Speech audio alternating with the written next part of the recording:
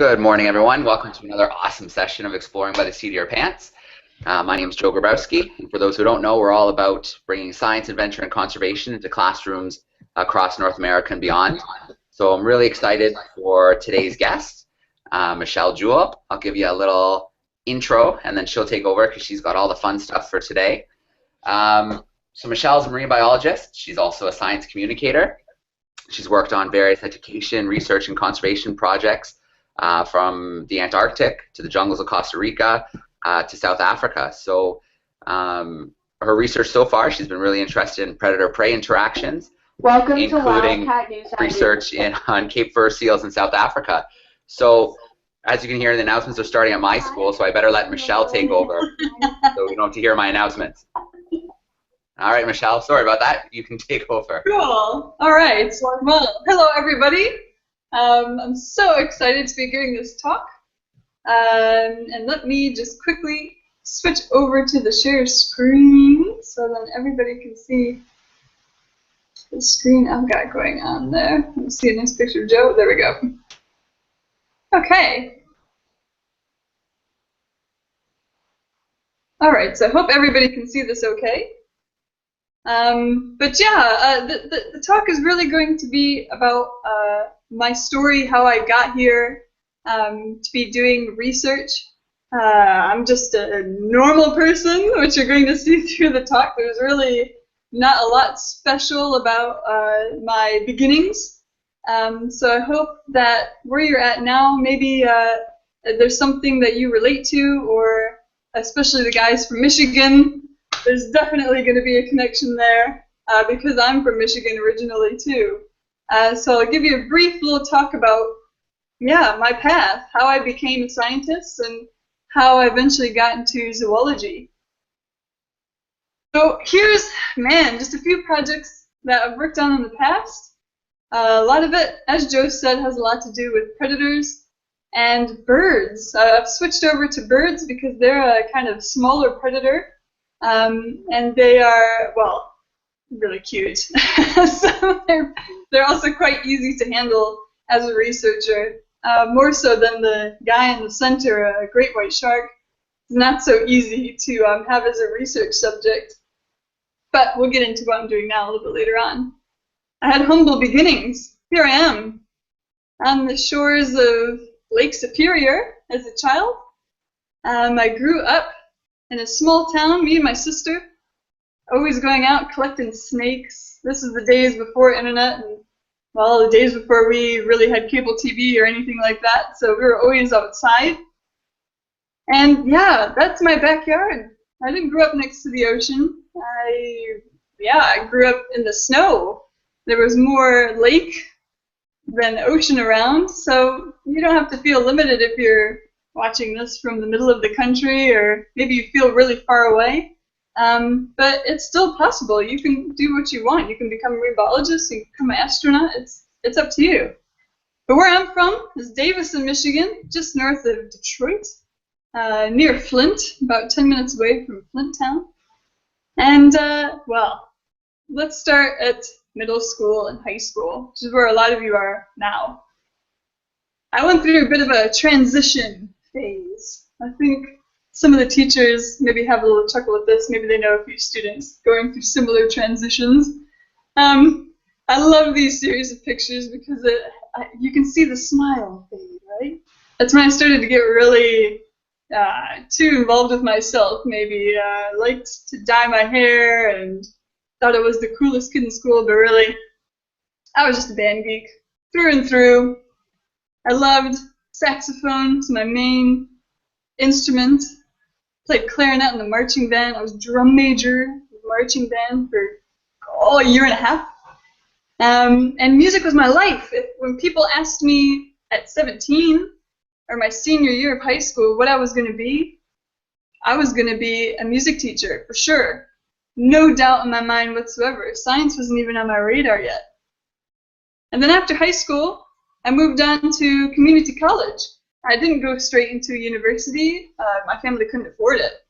So I went to Mott Community College in Flint, Michigan, and I got to take a lot of courses there. I took my English courses and math courses, and while I was there, I started to realize, well, really, I really like math. Math is something, yeah, I was good at it, and maybe it was something that I could turn into a career. So when I transferred on, I looked for colleges I could transfer to that had some sort of math-based, but also science-based type something. I wanted to marry these things somehow, being outside and doing math. So when I found Michigan State University is where I ended up transferring for my bachelor's.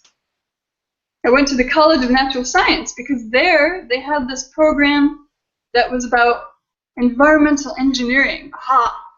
So these looked like people that, yeah, I could do this. It was math, it was engineering, and being from Flint, or near Flint, Michigan, I thought, well, engineers, they do all right when it comes to pay, so maybe I could try doing something like this. But then, as I started taking the calculus classes and advanced calculus and Calc 3, Calc 4, I started to realize that I was all right with math, but I didn't actually enjoy doing it, which is maybe something a lot of you can relate to. It was something I could do, but not necessarily something I want to do my whole life. So, and I started also looking around at people's careers, and a lot of the environmental engineers I saw looked like her. But really, I wanted to look more like these guys in the river. This was more of the image of the future that I saw of myself, being out kind of in the rugged outdoors, not necessarily in an engineering office. So this is when I switched over to zoology, and I specifically went into animal behavior. So zoology is Greek for the study of animals, just like biology is Greek, it's Latin. Zoology is Latin for the study of animals. Biology is Latin for study of life. But I was really interested in behavior, which is ethology.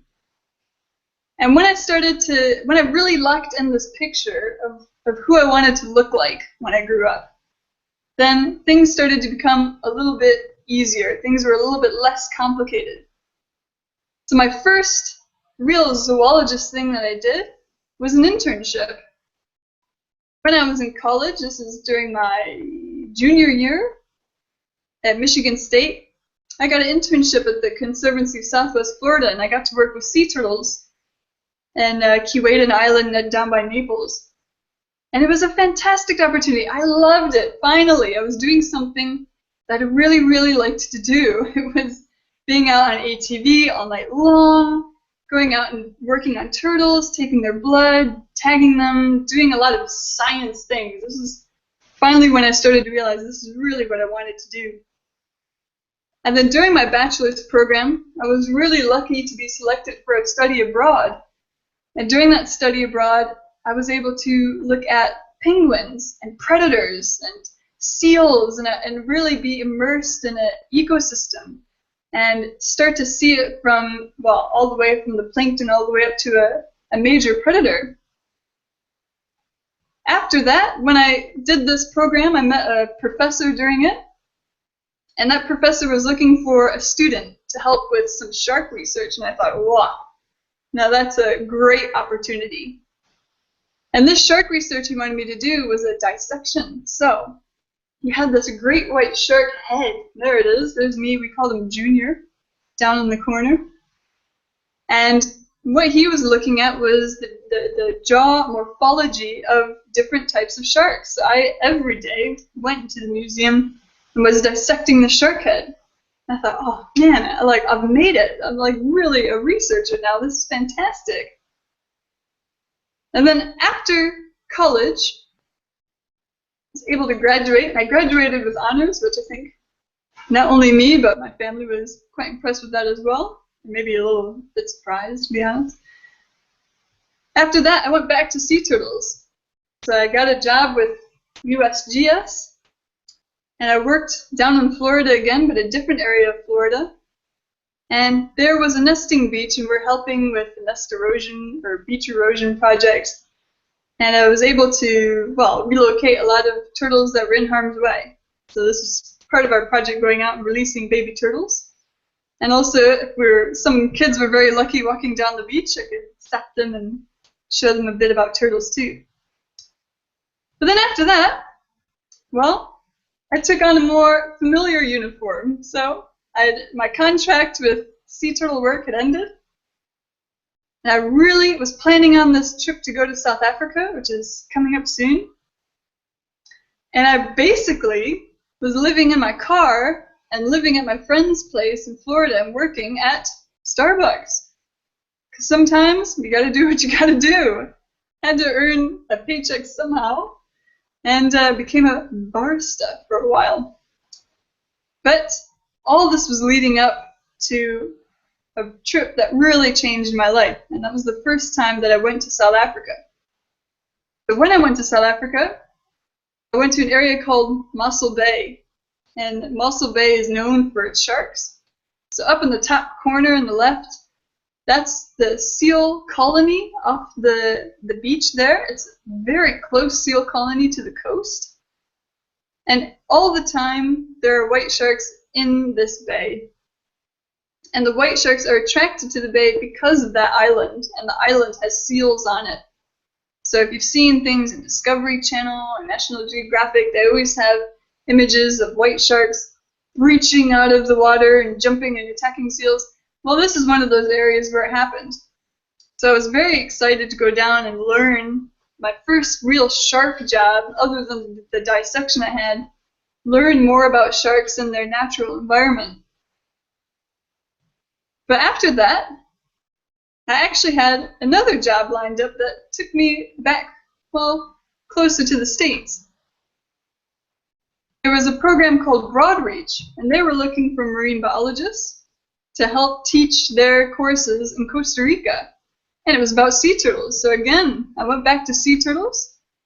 I also learned more about birds because we were catching a bird up there in the top left corner. And again, I was able to teach, which is something I started to realize I quite like to do.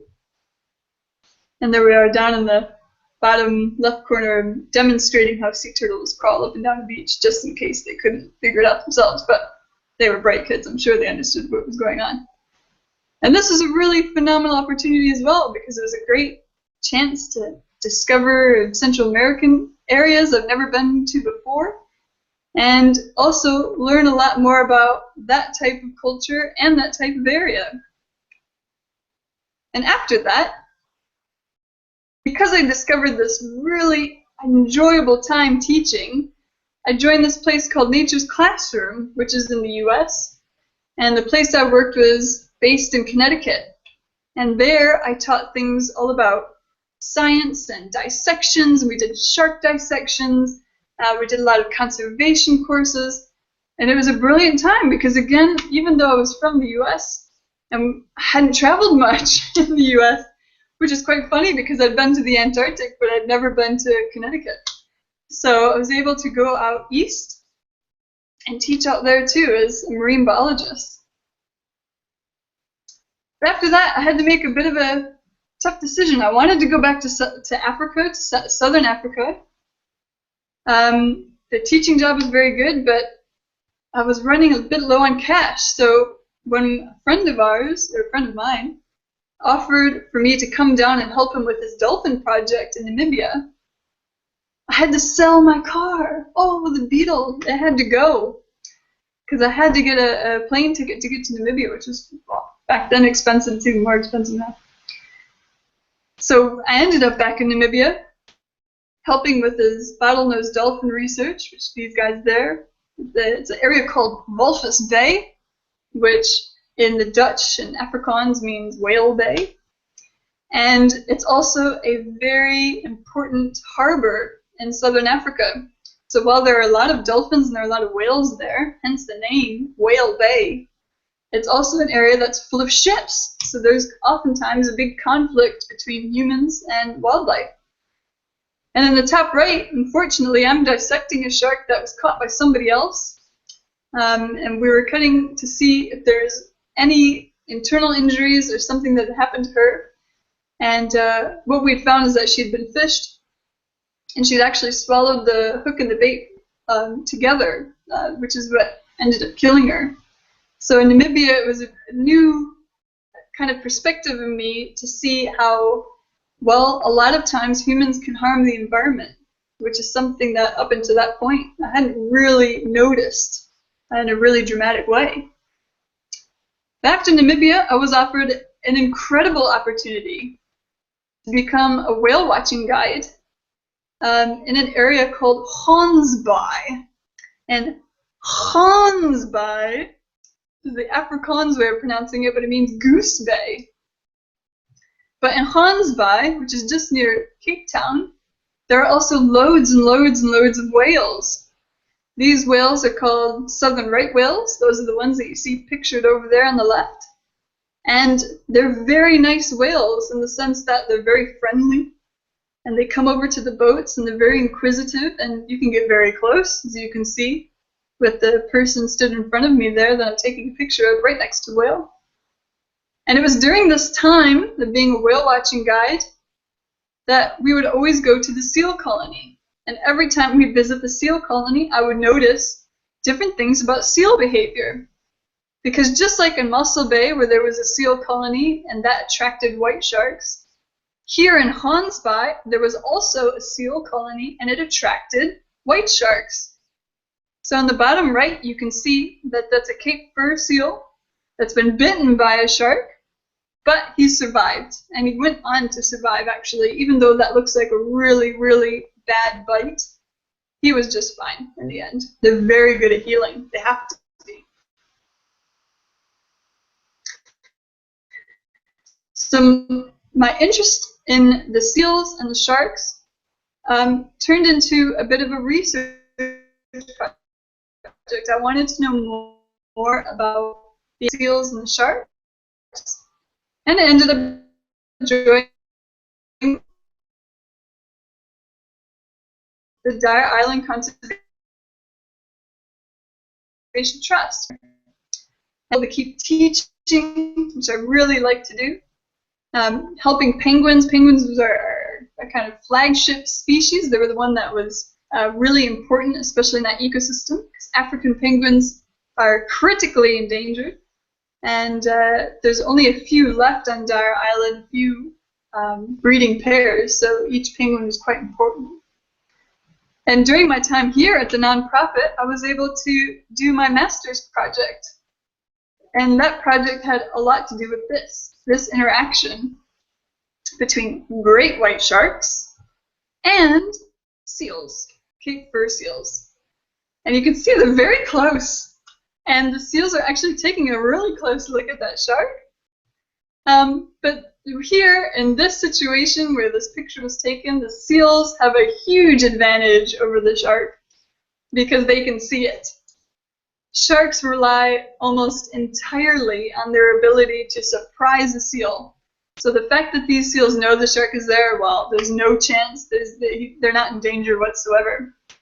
And I was really interested by their behavior, these types of behaviors, their boldness to approach sharks, their ability to even chase sharks away, and how other techniques that they use to prevent themselves from being eaten by sharks, basically.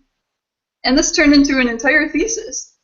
And I was very happy when, after all of this work of going out to sea, and that's a whole nother talk on its own, that it turned into a diploma. Yay! Got a Master's of Science in Zoology from the University of Cape Town. But then, after that, man, what do you do? And I love this picture, and I love Roz Savage and her stories, her motivation stories, because after my Master's, I kind of ended up like this. I felt like a boat in the middle of the ocean, and I didn't know which direction to go. So there were opportunities in South Africa to stay there and do more work. But also I felt like it was time for me to move on and do something else. I'd done a lot of shark research, but I also wanted to see what else there was. So Roz Savage, she's a very famous woman who's rowed the ocean solo. And it was during her crossing of the Pacific Ocean where she had to make a decision of whether or not she would aim towards one island or aim towards a slightly further away island. And this decision was a very small difference and the beginning of changing her direction, but it was going to have a huge impact on the rest of her trip. And her story is that she sat there for days, not knowing what to do, still in the ocean. And what she talks about is that the most important thing to do is to just make a decision. You have to decide something and then you have to go for it. Because otherwise you're just going to be stuck sitting in the ocean, not going anywhere, which isn't progress at all. So a great quote for this comes from one of our ex-presidents in the US, that in any moment of decision, the best thing you can do is the right thing, the next best thing is the wrong thing, and the worst thing you can do is nothing. And that's really how I felt at the end of my master's. And I thought maybe if I stay in South Africa, well, that's kind of doing nothing, so I have to do something. So what I ended up actually doing was going all the way back home, and I went back to that community college, and I was working there in the counseling department. And there I was able to help the different counselors, help some students, and it kind of took me back to my roots, which I really needed. I'd missed Michigan, I'd missed being home, I'd even missed the winters, if you can believe that. And it was a good time for me to kind of remember the path I was on and why I was doing it. Now I just want to back up a few slides because I want to show you somebody who's going to become a very important part of this whole story. On the top left, you can see us four there. There I am. There's Henny. There's Allison. And then this guy at the end is named Oliver Jewell. You may recognize the last name. But while I was at home, the best thing in the world happened, that my friend, my colleague, and my boyfriend at the time, Ollie, well, we went to Canada and we got married, and we did this in Vancouver. So it was so nice to be able to marry my best friend, who was also a researcher. And then shortly after we got married, Oliver was offered a position in the Netherlands to pursue a PhD, and that's him doing it down there. He's working on benthic material, and what benthic material means is things that live in the sand. So he's looking at really small shells and worms and bivalves, which are things like clams and mussels, and he's relating this to birds. So here we go, decision time again. Do we go to the Netherlands? Do we do something else? And, well, we decided, let's head there. Let's see what it's like. Let's start a new adventure. And after Ollie got his position, I started a position, and I got accepted for a PhD project at the Royal Netherlands Institute for Sea Research, and this time I'm working on birds. And these birds, I'm actually holding my study species down here in the right, that's called a red knot. This was actually, we're smiling because this is my absolute first day on the job, and I got to catch my study species on the first day, which never happens for anybody. And the top right bird is a bar-tailed godwit. And what I'm doing is I'm studying these birds and how they impact ecosystems like the one over here on the top left, this really muddy ecosystem. Because these birds are wader birds. And what that means is they wade, just like I'm doing. And they wade into the mud and they eat small bivalves like mussels, clams, and that's their primary food. And they have different ways of catching it. So I'm looking at how red knots, especially, are having to change the way they eat because of things like climate change and habitat disruption based on people building on beaches. So it's just that easy, right? Seems quite simple when you say it out loud. That's the path. That's all you have to do. But really, it's not that easy. For everything that I did, there was a stumbling point. Things didn't go absolutely to plan. When I left high school, I had a load of different opportunities or decisions I had to make, or maybe I put out applications that I got rejected for. That happens all the time. And it took me a long time to decide I wanted to stick with zoology. In the beginning, I wanted to be a music teacher. And then from music teacher, I switched to environmental engineering, and from environmental engineering I switched to zoology, and then from zoology I decided animal behavior. So every step actually took, geez, about 10 different steps, even 10 different failures to get there. But for my Florida internship, I applied to probably 12 different internships that I got rejected from. And it was the Florida one that ended up working out. At the Antarctica trip, I was competing with many other people that also wanted my position on the boat, and I was really lucky that I was able to get it. And the same, after I graduated MSU, I applied to loads of jobs before I ended up at USGS, and on and on and on. So it's not that easy at all, and you have to keep going. It won't always work out perfectly, but the point is to just keep doing, and you'll get to a space that you think is right for you eventually. Michelle, and also what I like... For a second? Yeah. Yeah. Sorry, I just want to make sure we have the grade 1 class has to slip out in a couple minutes. Oh, right, yeah. So I just want to make sure they can ask a couple of questions before they have to duck out. So let me just turn their mic on. So we have a grade 1 class joining from pretty close to, well, the same state from where you started out. So this is Mrs. Ballow's class. They're grade 1s from Michigan, and I think a grade 4 class is joining them today. So I just want to pop in your mics on and see if you guys have any questions for Michelle, if you have a couple before your lunch. What animal is your favorite besides sharks? What animal is my favorite besides sharks? Yeah. Well, let's see. I think actually my favorite animal are orca, and they're also called killer whales. They're the black and white whales that you see on the SeaWorld type places, or more preferably in the wild. I think they are great. What is the smartest animal and what is the dumbest animal? Oh my goodness. Well, dumbest animal is pretty easy. I think that's humans. I think I'm pretty confident on that one. But the smartest animal, that's a difficult question, because it depends on what you define as smart.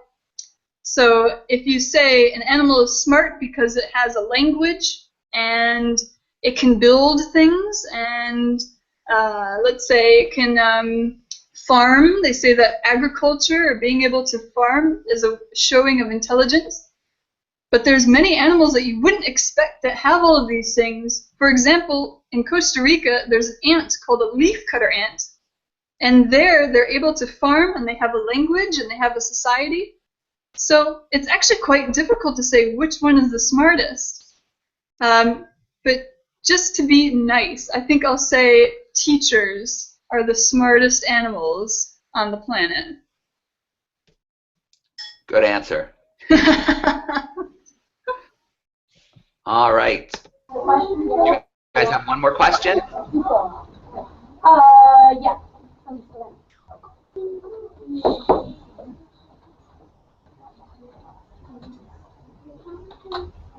Do you know any other scientists from Michigan? My name is Speaker. Do you know any other scientists from Michigan? Do I know any other scientists from Michigan? I know loads of scientists from Michigan. Absolutely tons. Michigan is really lucky because the Great Lakes are right there. And there are so many people working on the fishes, working on the beaches, working on just the oceanography, or the freshwater ecology of the lakes, the tides, the this, the that, the developmental of dams, looking at mussel beds. There are so many scientists in Michigan. I would say there are just zillions of them. All right. Well, that was awesome. I'm glad we were able to grab a couple questions. Cool. I'm glad that you guys were able to join us and bring your grade 4 friends, so that's pretty cool too. And I hope you guys have a good lunch, so feel free if you do have to duck out. We won't take it personally. I know you have your lunch starting. So Michelle, I'm sorry to jump in, but It's okay. you were just getting to the really big point that there is no one path, and things might not always go right. So I think that's a really important thing for students to understand. Yeah, yeah, that's real life. So I think oftentimes, especially when you look at, it's easy to look at other people's lives and think, oh, they have it so easy, or they've done so well. But really, you often don't see all of these other branches that happen in their life. And the guts of this story, really, for me, is to just keep moving and keep trying different things, because it took me a long time, and it took me to try a lot of different things to realize what I didn't like, which is just as important to finding out what you do like. So do as many different things as you possibly can, and eventually your path, well, it'll work out too. It's so much easier to look behind you and see the path that you've come than to look in front of you and see the path that's yet to come. And I think it's a bit difficult, especially when you're in high school and middle school, to see that happening. And also, with this little map that I've drawn out, I'd like you to see where middle school and high school is. It's way down there. There's so much yet to come. So if maybe you're sitting in high school and middle school like I was, and you're thinking, man, this is just not fun. Or maybe you are enjoying it a lot. Just know that these times are short. There's a lot more to come. And you can either look at that as a good thing, or you can look at that as maybe as a scary thing. I know for myself, I looked at it as a scary thing. One of my favorite stories is when I moved to Michigan State and I moved into my dorm for the first time. I actually cried. I sat there and I cried and I cried and I cried because I didn't want to be far away from home. Can you believe that? After that, I went to the Antarctic. I'm living in the Netherlands now. I lived in South Africa. I've been everywhere. But when I was 18 or 19 even, sitting in my dorm, I was crying because I didn't want to be far away. So things change. You never know what's coming for you. You just need to be flexible and available to it. So this is a nice picture from Poland. This is from a recent trip that I was just on looking for birds. I've got a few tips of advice, and this applies to whether or not you want to be a scientist or anything else. But the first piece of advice I have is you have to work hard. Now, it's easy to say that, just work hard. But you'll find that when you're doing something you like to do, it's very easy to work hard at it. But if you're doing something you really don't like to do, working hard is really tough. It takes a lot of energy out of you to be able to do it. So I encourage you that everything you do, work hard at it, and then see how you feel. If you feel good about working hard, if you're getting up in the morning and you're thinking, yes, this is what I want to be doing, then you know you're on the right path. But if you're working hard at something and it's maybe not the best thing for you, or maybe you feel a bit unhappy about it, well, maybe it's time to try some different things. And my second point that I love to tell students is to have a picture, but not necessarily a plan. Plans change all the time. So if you have a picture of how you see yourself, I think that's a bit easier than coming up with the roadmap of how you'll get there.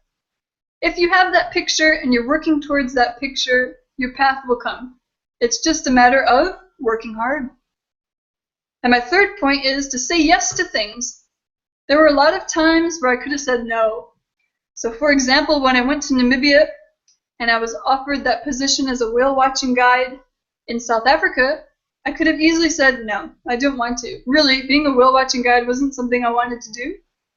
And also, it was really far away from home. I didn't want to move that far away just yet in my career. But I said yes because I thought, when will this ever happen to me again? When will I ever have this chance? So say yes. If you feel maybe it's a little bit out of your comfort space, which is what I'm coming to in my next point, it could be a good thing, it could be a bad thing, but you'll learn from it. And that's my fourth point. This is something that you can only get through experience. It's learning how to be slightly uncomfortable. So when you first move somewhere new, there's this time of being uncomfortable. You know, you don't know the grocery store, Or maybe if you're moving to a different country, there's a whole new language. And there's often times where you don't feel, well, you feel a bit uneasy about it. But with time, you learn how to kind of enjoy feeling uncomfortable. When you feel uncomfortable like that, you know you're doing something new. And that's really what you feel when you're on a new adventure.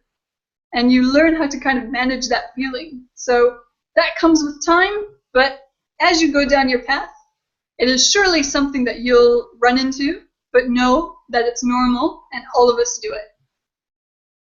If you have the ability, and if you're working a job or you want to start working a part-time job, save up all your money, and that gets me to point 5, travel. Absolutely travel. It's the best way to meet people, and the more people you know, the more opportunities that can come your way. Now, the reason I got offered this job as a whale watching guide at Gansbaai, which was so important to the rest of my career, was because I traveled there on a weekend, went with my friend at the time, and I was able to meet that boss just being out there. And when he remembered, he needs a whale watching guide for this season, he remembered me. So what I say to people about traveling is that opportunity only dances with people that are already out on the dance floor. You have to be out there. And if you're out there, then more possibilities and more chances will come your way. So definitely, definitely travel. And of course, after seeing this presentation, you can probably guess what my last piece of advice is, but definitely take pictures, have a camera. You're always going to want to have that picture of you on this trip or that trip or doing this thing or doing that thing. And always remembering, especially for me because I'm a visual person, remembering the path that you've taken. Because one day you may be giving a presentation like this, telling other young students how you got to where you are. So definitely document your path. It makes it more enjoyable. And that's essentially my story in a nutshell. That's how I got to be a scientist. And now I'll open it up to Joe. I'll open it up to the classrooms. You're free to ask me anything. All right. Awesome, Michelle. Thanks so much. Yeah, that was great. I didn't realize that music played such an important role in your earlier life. And I love that part with Roz Savage. My class was lucky enough to connect with her a couple years ago for a hangout. So, oh, cool. Yeah, we thought that was pretty cool. Okay, so what I'll do is I'll turn on some classroom mics and we'll grab some questions. So, Mrs. Lynch's class, your mic is on. Hi, thank you. Yeah. All right, who'd like to ask a question? The question you can come up. Yeah, that's good. Okay, can you move right over here, bud, so they can see you? A little bit more. Right, okay, now look at my, right here. You gotta sit though. There you go. Look right there. I gotta answer your question. Have you ever been bitten by a shark? Have I ever been bitten by a shark? Nope. Nope. But I'll tell you a very funny story about the worst injury that ever happened while we were working with sharks. And it was actually my husband. And what happened was that he was coming into the harbor. He was jumping from the boat onto the jetty. And while he was doing that, he slipped and he fell. And he ended up dislocating his shoulder. So the worst injury we had nothing to do with sharks. It was just slipping on a boat. So there you have it. Boats are more dangerous than sharks are. Michelle, can I get you just to hit the green share screen button one more time? Yeah. And then we'll get to see you again. Is that it? There you go. You're back. Hey, all right, great. All right. Some more questions. Right here. Right there. Kneel down. There you go. Okay. Out of all the animals that you've taken care of, which one was your favorite? Oh, which one was my favorite animal I took care of? Well, penguins. I have to say, if I had to pick a favorite animal to take care of, it is definitely African penguins.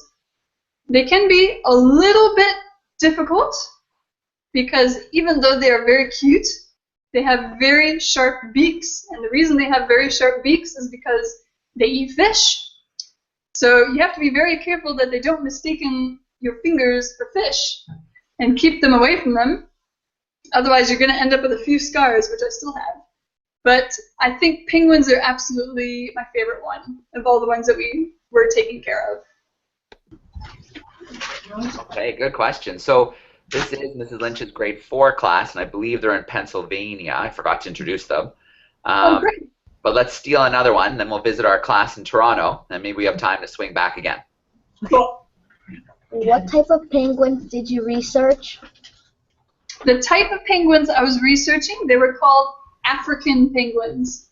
And African penguins are only found in southern Africa, so they're found in the countries of Namibia and South Africa. And they're a very small population that's in decline, but they're also, I think, one of the cutest penguins out there. Okay, we are going to jump to another class, but we'll swing back. Cool. Let me turn on the grade 8 class in Toronto, Ontario. Mrs. McLaren's class. Can you hear us? We can, yeah. It's a little bit of an echo. We'll walk closer to the microphone then. Perfect.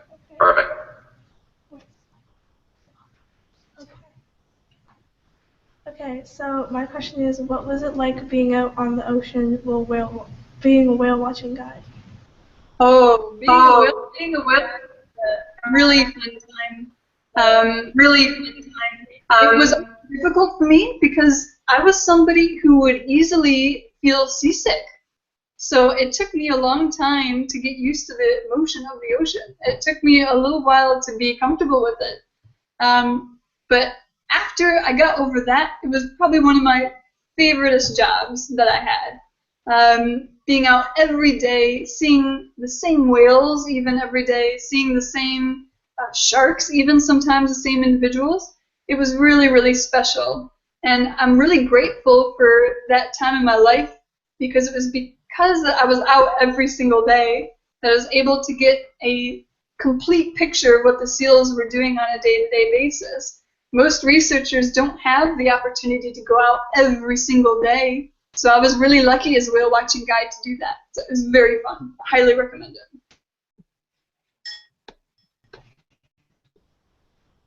Can we ask another question? Oh yeah, absolutely. Okay, I'm so excited, not only for the grade 8s, but I have a daughter that is really interested in marine biology. And I'm just wondering, what other skills do you think are important to have, along with the academic side of things? But I'm just wondering about lifeguarding and any other skills, language that might complement the job. Yeah, so languages can be very helpful. Most biology type careers are English based. So even though now I live in the Netherlands, for example, which is a Dutch speaking country, all of the courses and all of the lectures that I'm doing and also participating in are in English. So most sciences are based in English. But yeah, multiple languages are always a plus. You often see people who are advertising for internships, and maybe they're advertising for an internship that is in a French-speaking country, or it's in a Spanish-speaking area, and they're looking for interns that can also speak that language. So that is definitely super helpful. And yeah, things like lifeguarding, when you're in school, especially when you get to college, you have the opportunity to take courses like scuba diving, for example, swimming courses, things like that. If you're going to be a marine biologist, they're very, very handy to have, especially if you can end up with a certificate or something at the end of it that can kind of prove what you've done. So yeah, those are good courses to take too. All right, that's some good advice. I was just thinking to myself when you had your list up of things to do that scuba diving should be down there. Yeah. Yeah, I love diving, and it's cool to see the place on land, but it's really cool to see places underwater too. Yeah. Okay, do you guys have one more maybe? Yes, we do. Have you ever had a hands-on experience with seals?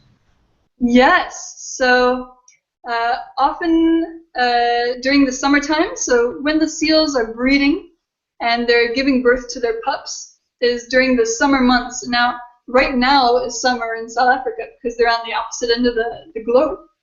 So right now is actually when the seals are giving birth. And during that time, because the island already has 60,000 seals on it, they give birth to another 10,000 pups. There are loads of seals. And during this time, you can get storms or you can get a really, really high tide, and that can wash a lot of baby seals off the island. And during that time, we'll actually go out and rescue the seals and get them back towards the island. So yes, I've had a lot of hands-on work with baby seals. Those are more easy to manage, so they're kind of, like toddler size for us. But adult seals as well, I've had a few opportunities to see some tagging projects and also got a little bit close to a few seals in the Antarctic, but they are too big to handle unless you are a giant of a person. So just the babies, but yeah, it's a very fun time to be around during the summer there. Okay, great questions. We're going to visit our grade 4s again because I saw lots of hands the last time we were there.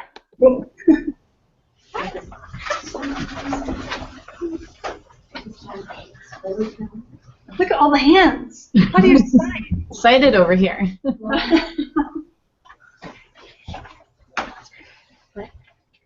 Do you like research? I love research. So it's one of those things that takes a lot of hard work. So I was talking a lot about hard work before. And research is a lot of hard work. It's a lot of reading. It's a lot of math still. It's a lot of writing. And it takes a lot of effort out of you. But because I like it, I don't mind doing it. I actually really enjoy to do it. So yeah, it's something I really like to do. And it's also one of those things that took me a while to figure out that I liked to do.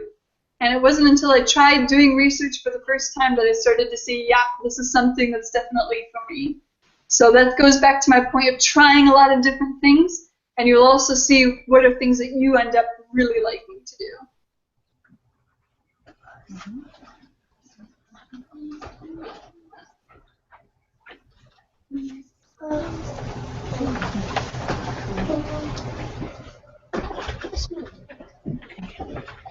Why did you choose a zoologist? Oh, why did I choose zoology? Well, I knew myself that I really liked to be outside. So I always liked being outside, even when I was really little. And I always was around animals. I grew up in the country, and I thought, well, how can I make a career out of it? How can I get a job that is actually part of what I do is interacting with animals and being outside? And zoology clicked for me. So it was after taking a lot of different courses, a lot of different biology-related courses like ecology and anatomy, and I was pre-vet for a while, that I decided, no, actually it's zoology that I enjoyed most. So it turned out that just by practicing almost, by experiencing different courses, I stuck with zoology because I liked it the best. All right, let's steal one more. I bet we have one there, judging by the hands. Yeah.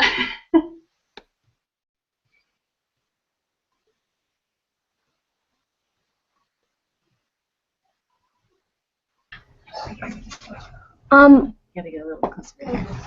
Okay, you got it. What was your favorite part about your journey to be a zoologist? Well, the favorite part of any journey is to turn around and look and see how far you've come. So right now is always the best time in a journey to look back and see it all. But I think some of my favorite times was just after college, when I was on my own and I was working in Florida with sea turtles and I was living out of my car. It was just such a fun time to be alive. It was warm because it was Florida. And it was really great fun doing all of that traveling. So again, back to my advice about traveling, it's always going to be your favorite time, is when you're out traveling and exploring the world. All right, another series of great questions. I'm going to visit our grade 8s one more time. And as well, I want to just point out I missed a teacher. That it looks like Mrs. Gray's grade 8s are there as well. So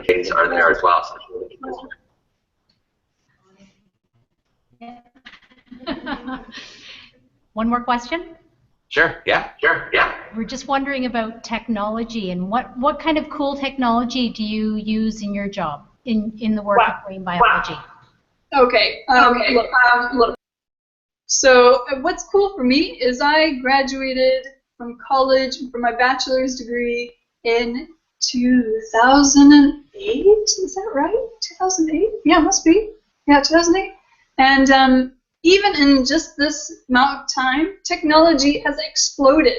So back in 2008, there weren't that many pieces of equipment. I mean, GPSs used to be like that big, as big as a football. But now you have a GPS on your phone. So there's been a huge explosion in the availability of technology, especially for researchers.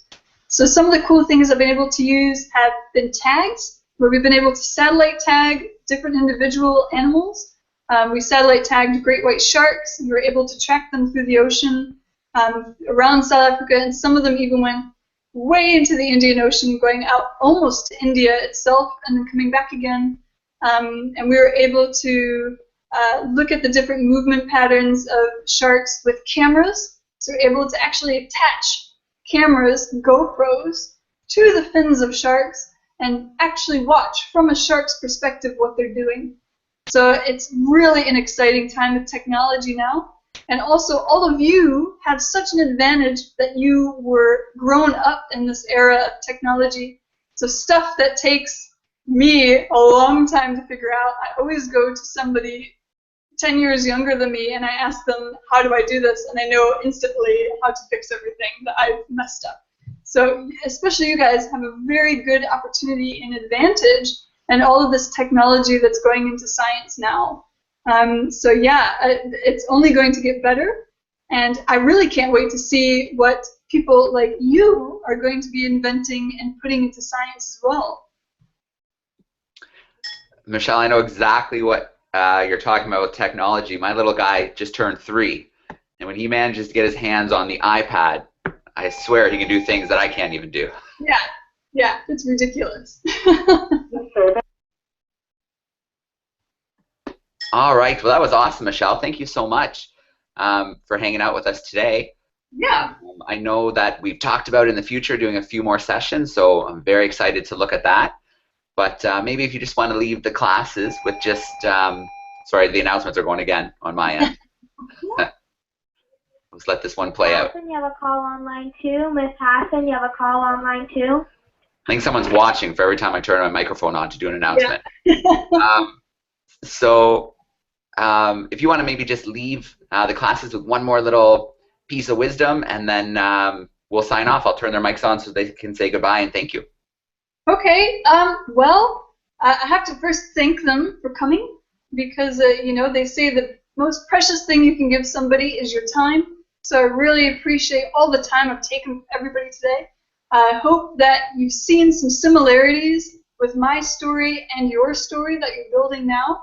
And if you ever run into anything, any questions, or you feel maybe a little bit out of place, look around for people to talk to. You can always ask people questions. It's one of the reasons why I like science so much, is that people are so free to talk to each other and ask questions, and you can never feel like that you can't ask somebody about your path and about your journey and get advice.